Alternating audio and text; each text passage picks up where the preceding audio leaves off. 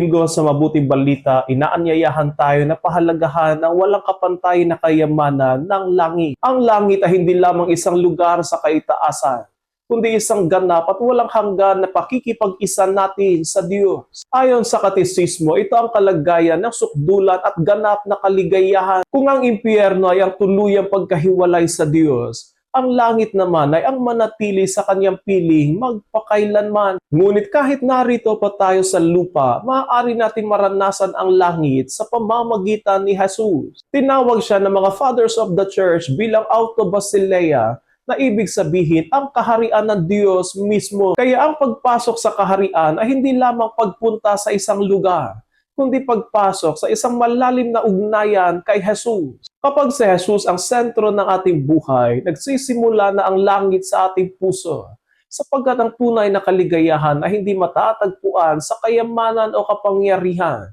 kundi sa pananatili sa Panginoon. Nararanasan natin si Jesus sa liturhiya, lalo na sa Eucharistia. Itinuro ni Pope Benedict XVI na sa liturhiya, ang Diyos ay pumapasok sa ating buhay at tayo ay nakalalapit sa Kanya. Sinabi naman ni Pope St. John Paul II na ang liturhiya sa lupa ay pakikibahagi sa pagsamba sa langit. Sa bawat misa, tunay na naroroon si Jesus na ang langit ay tila bumababa sa lupa at tayo ay nakikiisa sa mga anghel sa pagsamba. Ang Eucharistia ay hindi lamang simbolo. Ito ay si Kristo mismo na nananahan sa piling ng kanyang bayan. Makikita natin sa Mabuting Balita na ipinagbili ng taong nakatagpo ng kayamanang nakatago at mamahaling perlas ang lahat upang mapasa kanya ang mga iyon. Ganito si Jesus at ang kanyang kaharian, walang kapantay na halaga. Pero minsan, ipinagpapalit pa natin ang banal na misa sa trabaho, sa pamamasyal, sa aliwan,